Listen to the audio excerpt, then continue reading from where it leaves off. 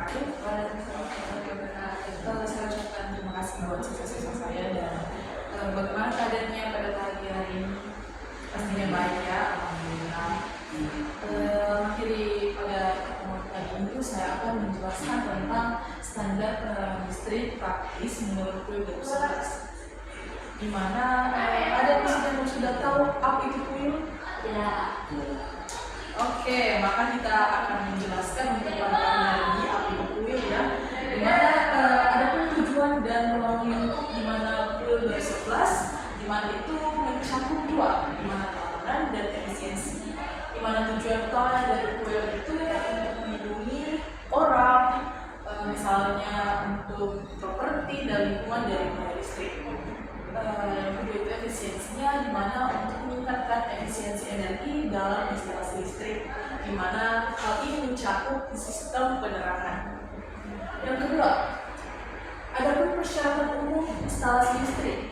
Oke, di mana ada pemasangan kabel. Yang kedua, perlindungan berlebih terhadap beban. Di mana kalau pemasangan kabel itu dipasang dengan benar dengan menggunakan teknik yang sesuai dengan standar PUIL tersebut. Di mana yang kedua itu perlindungan beban lebih. Yaitu di mana sistem instalasi itu harus dilengkapi dengan sistem proteksi. Di mana sistem proteksi itu biasanya digunakan untuk pembunyian, di mana dalam hal ini itu proteksi dalam petir atau tegangan berlangsung, di mana itu ada pembunyian atau burning. Yang kedua sistem proteksi petir, dan yang ketiga itu perlindungan keselamatan. Selanjutnya kita beralih ke persyaratan instalasi listrik penerangan. Pada bagian ini ada yang mau bertanya? Ya. Oke, tidak ada yang mau bertanya, kita lanjut. Di mana persyaratan instalasi penerangan itu terbagi menjadi dua, yaitu ada sumber cahaya, saklar, dan perlengkapan. Di mana sumber cahayanya itu dipilih berdasarkan jenis ruangannya, dan yang kedua itu saklar perlengkapannya itu dipasang dengan benar, di mana hal ini itu sesuai dengan standar yang berlaku. Selanjutnya itu ada jenis lampu dan karakteristiknya, di mana jenis lampu yang kita akan bahas pada pekan ini itu ada tiga, di mana lampu hijau, lampu full screen, dan lampu LED.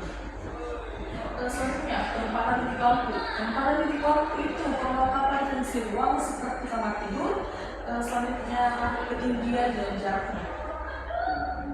Pengawasan dan sistem instalasi listrik penerangan, di mana hal ini tuh ada pemasangan kabel, pemasangan saklar, dan perlengkapan. Yang ketiga itu pengujian dan pemeriksaan, di mana kalau pemasangan kabel itu kan harus sesuai dengan standar yang berlaku. Yang keduanya itu pemasangan saklar dan penempatannya, di mana sudah juga diatur dalam PUIL bagaimana pemasangan saklar yang tepat dan pengujian dan pemeriksaannya. Selanjutnya pengujian commissioning instalasi itu ada dua juga, bisa dilihat pada gambar itu ada orang yang sedang melakukan pemeriksaan tentang proteksi tenaga listrik yang bisa dilihat sehingga meminimalisirkan terjadi gangguan. Terus adanya pemeliharaan instalasi listrik penerangan, di mana instalasi listrik penerangan untuk menghasilkan sistem penerangan yang tetap aman dan berfungsi dengan baik. Selanjutnya, materi kita sudah habis, maka kita lanjut ke sesi penutup, di mana apakah dari penjelasan yang saya sampaikan tadi ada yang mau bertanya? Oke, silahkan.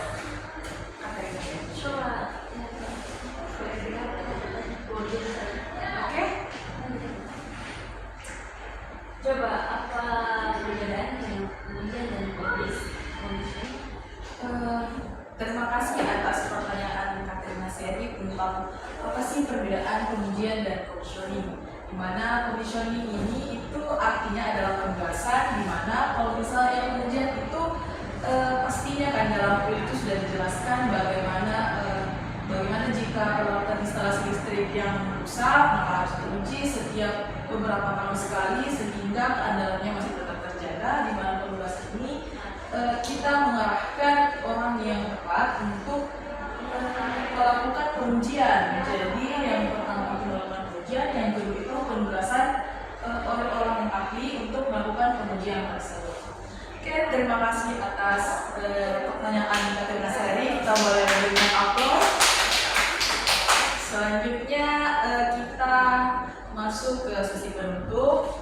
Saya ucapkan terima kasih yang sudah hadir pada panggilan ini, dan terima kasih saya ucapkan kembali, dan selamat beraktivitas dan lanjut ke mata kuliah selanjutnya, dan semoga bahagia selalu, dan Assalamualaikum warahmatullahi wabarakatuh.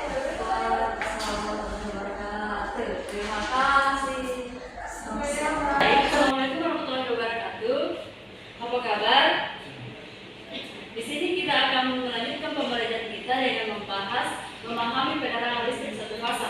Di mana di sini kita akan membahas tentang komponen, simbol dan fungsi dari komponen listrik satu fasa. Baik, lanjut kita masuk ke dalam penerangan listrik satu fasa. Yang pertama itu arus listrik. Arus listrik mengalir hanya pada satu jalur, menghasilkan tegangan yang lebih rendah dibandingkan sistem tiga fasa. Yang kedua itu kegunaannya. Sistem satu fasa biasanya digunakan untuk penerangan di rumah, di kantor, dan bangunan kecil. Terus jenis-jenis sumber listrik satu fasa. Yang pertama itu generator. Fungsinya itu membangkitkan arus listrik dengan memanfaatkan energi mekanik. Yang kedua, transformator. Berfungsi untuk mengubah tegangan arus listrik, meningkatkan atau menurunkan tegangan. Yang ketiga itu baterai. Di sini baterai berfungsi untuk menyimpan energi listrik dalam bentuk kimia. Umumnya digunakan dalam sistem cadangan. Terus yang selanjutnya, kabel dan penghantar dalam penerangan satu fasa. Kabel di sini berfungsi sebagai penghantar arus listrik dari sumber ke beban.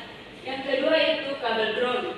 Di sini dia berfungsi untuk menyediakan jalur aman untuk arus listrik yang bocor ke bumi. Yang ketiga itu kabel listrik, menggabungkan beberapa kabel penghantar dan kabel ground dalam satu seluruh. Terus selanjutnya itu saklar penerangan satu fasa. Yang pertama itu saklar. Di sini saklar berfungsi untuk mencegah dan menghubungkan aliran arus listrik ke beban. Yang kedua itu saklar penerangan, digunakan untuk mengontrol lampu, mematikan dan menghidupkan lampu. Selanjutnya fitting dalam lampu penerangan. Fitting berfungsi untuk menghubungkan kabel listrik ke lampu. Dan lampu itu berfungsi untuk menerima energi listrik dan mengubahnya menjadi cahaya. Terus stabilisator dan MCB dalam sistem satu fasa. Yang pertama itu stabilisator. Dia itu menstabilkan daya listrik agar perangkat elektronik terlindungi. Kedua, MCB memutuskan aliran arus listrik secara otomatis jika terjadi arus lebih atau korsleting. Yang ketiga, pemumian dan arde pada sistem satu fasa. Yang pertama itu pemumian. Di sini menghubungkan kabel ground ke bumi. Yang kedua, arde menghubungkan komponen sistem ke kabel ground. Selanjutnya itu pemumian dan arde pada sistem satu fasa. Yang pertama pemumian. Di sini untuk menghubungkan kabel ground ke bumi. Mungkin kita sudah mempelajari tentang pemumian dan sudah prakteknya. Kita ada yang start, kita mengadakan pemumian di situ. Yang kedua itu arde menghubungkan komponen sistem ke kabel ground. Selanjutnya itu perawatan dan pemeliharaan sistem satu fasa. Yang pertama, inspeksi rutin, periksa komponen secara berkala. Yang kedua, pembersihan. Di sini kita harus membersihkan debu dari kotoran. Terus perbaikan komponen yang rusak. Mungkin itulah materi dari saya. Sekarang kita akan membuka sesi tanya jawab. Apa ada yang ingin bertanya? Oke, terima kasih atas kesempatannya. Saya ingin bertanya stabilisator dan MCB dalam sistem satu fasa itu apa perbedaannya? Oh, perbedaannya. Baik, terima kasih. Di sini saya akan lanjutkan jawab. Pertanyaan dari stabilisator dan MCB itu, di sini stabilisator itu berfungsi sebagai pengaman untuk melindungi perangkat elektronik. Sedangkan MCB itu dia akan terputus jika terjadi arus lebih atau dialiri arus lebih sehingga dia mencegah korsleting.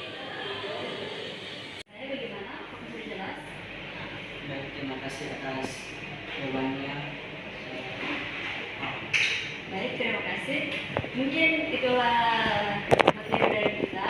Saya ucapkan Assalamualaikum warahmatullahi wabarakatuh. Assalamualaikum warahmatullahi wabarakatuh. Waalaikumsalam warahmatullahi wabarakatuh. Baik, apa kabarnya hari ini? Baik, Bu. Oke, hari ini kita akan belajar tentang menguji instalasi listrik satu fas. Oke, pertama kita mengenal jenis pengujian. Ada yang tahu jenis-jenis pengujian apa yang ada di pengujian instalasi listrik tenaga satu fas? Pengujian tegangan, pengujian arus, pengujian kontinuitas, dan pengujian isolasi. Bu. Baik, oke, sudah belajar ya tadi malam. Nah, di sini kita membutuhkan peralatan yang dibutuhkan. Contohnya multimeter. Apakah anak-anak sekalian sudah mengenal apa itu multimeter? Belum, Bu. Oke, Ibu jelaskan ya. Multimeter adalah alat serbaguna untuk mengukur tegangan arus, resistansi, dan kontinuitas. Kedua, kita membutuhkan alat tang penjepit.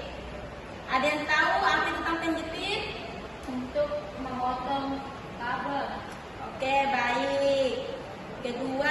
Ketiga, kita membutuhkan obeng isolasi. Ada yang tahu apa penggunaan obeng isolasi? Tidak. Oke, dijelaskan ya. Obeng isolasi untuk melepaskan dan memasang skru pada komponen listrik dan dengan aman. Oke, Ibu jelaskan langkah-langkah keselamatan. Pertama, matikan daya listrik. Pastikan daya listrik dimatikan sebelum melakukan pengujian. Jadi, sebelum kita melakukan pengujian instalasi listrik, kita harus mematikan sumber listrik agar tidak terjadi gangguan pada saat pemeriksaan. Kedua, gunakan peralatan keselamatan, yaitu gunakan pakaian lengkap seperti sarung tangan isolasi dan sepatu safety. Ketiga, hindari kontak langsung. Maksud dari hindari kontak langsung yaitu jangan menyentuh kabel atau komponen yang bertegangan.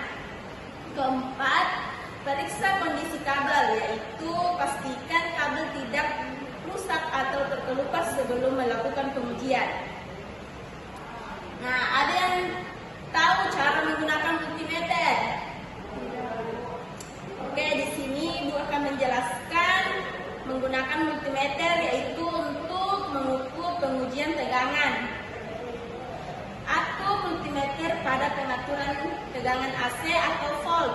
Hubungkan prob merah ke terminal positif dan prob hitam ke terminal negatif. Kedua, pengujian arus. Arus multimeter pada pengaturan arus atau ampere, hubungkan prob merah dan hitam ke rangkaian yang akan diukur. Ketiga, pengujian kontinuitas atau multimeter pada pengaturan resistansi atau ohm. Hubungkan prob merah dan hitam ke titik-titik yang akan diuji kontinuitasnya. Nah, di sini menguji isolasi. Ada yang bisa kasih langkah-langkah menguji isolasi? Saya, Bu. Oke, silakan Nanda.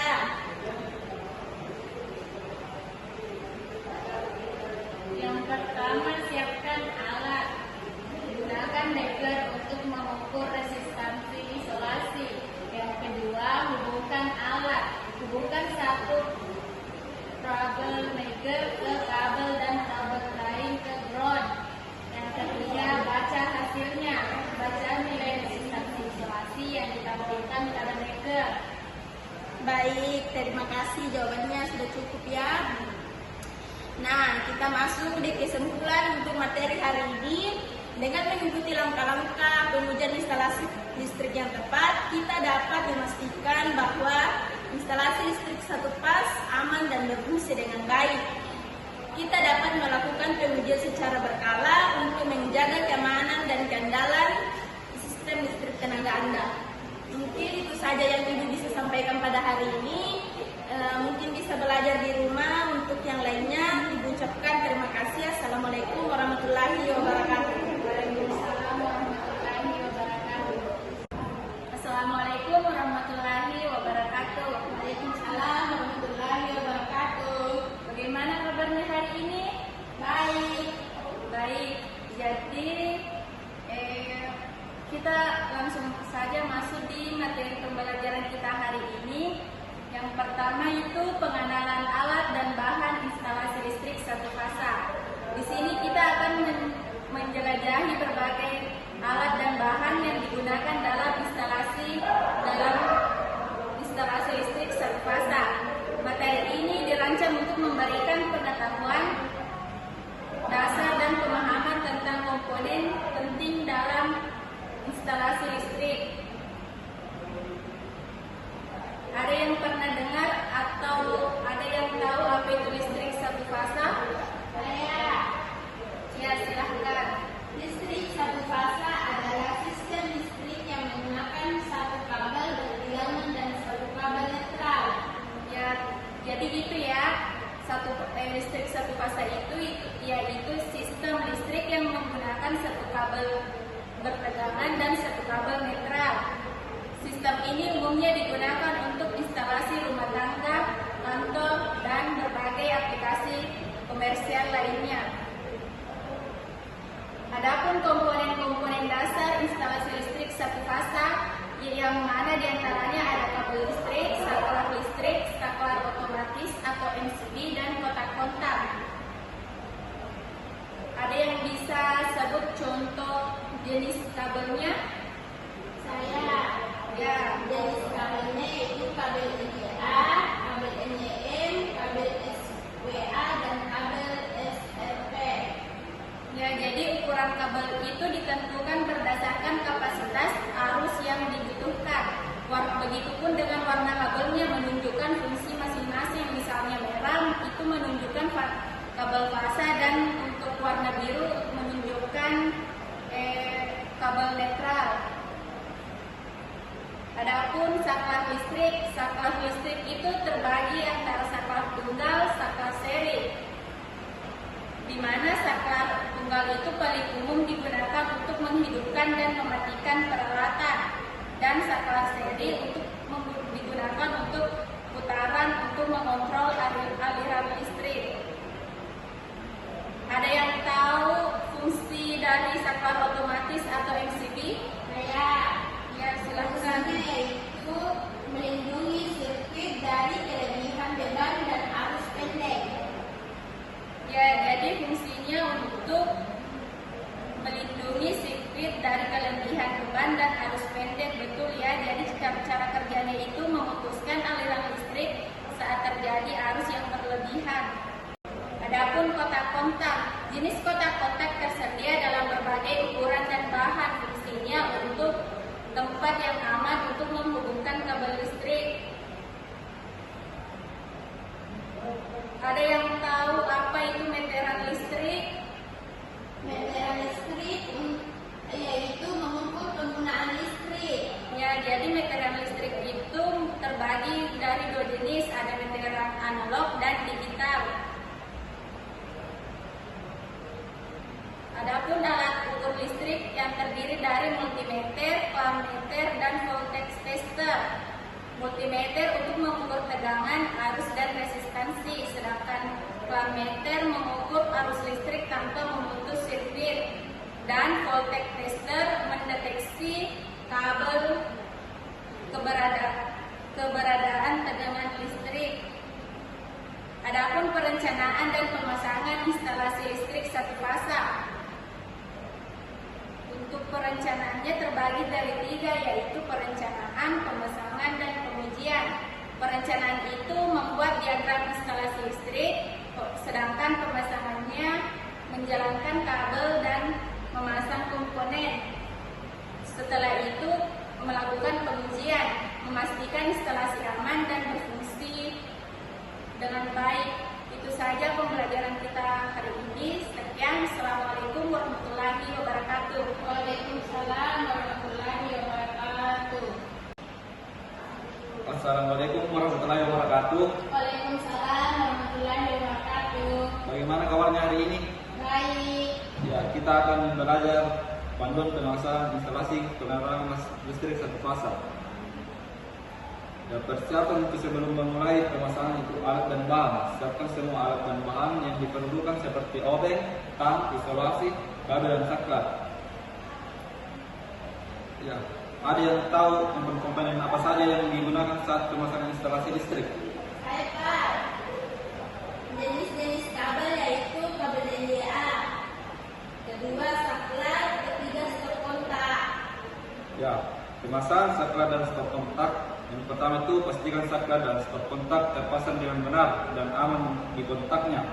Yang kedua, hubungkan kabel fasa dan netral dan ground ke terminal yang sesuai pada saklar dan stop kontak.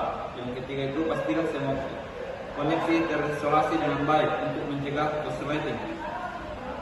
Ya, menghubungkan lampu ke saklar, hubungkan kabel fase dan netral dan saklar ke lampu. Pastikan kabel ground dari lampu terhubung ke ground pada sistem instalasi. Uji koneksi dan mengukur tegangan pada arus lampu. Memasang kabel dan saluran kabel. Yang pertama itu pemasangan. Pastikan kabel terpasang dengan benar dan aman di dalam saluran kabel. Yang kedua, penataan. Atur kabel dalam saluran kabel agar rapi dan teratur. Keamanan. Pastikan saluran kabel terpasang dengan kuat dan aman. Uji instalasi penerangan. Ini itu uji tegangan pada saklar dan stop kontak dan arus yang mengalir melalui lampu. Kesimpulannya itu mempelajari dasar-dasar pemasangan instalasi listrik penerangan satu fasa. Ingatlah untuk selalu mengikuti kode dan standar keselamatan listrik umum. Instalasi lebih kompleks, konstruksi dengan teknik instalasi profesional. Nah, itulah pelajaran hari ini. Saya akhiri. Assalamualaikum warahmatullahi wabarakatuh. Waalaikumsalam warahmatullahi wabarakatuh.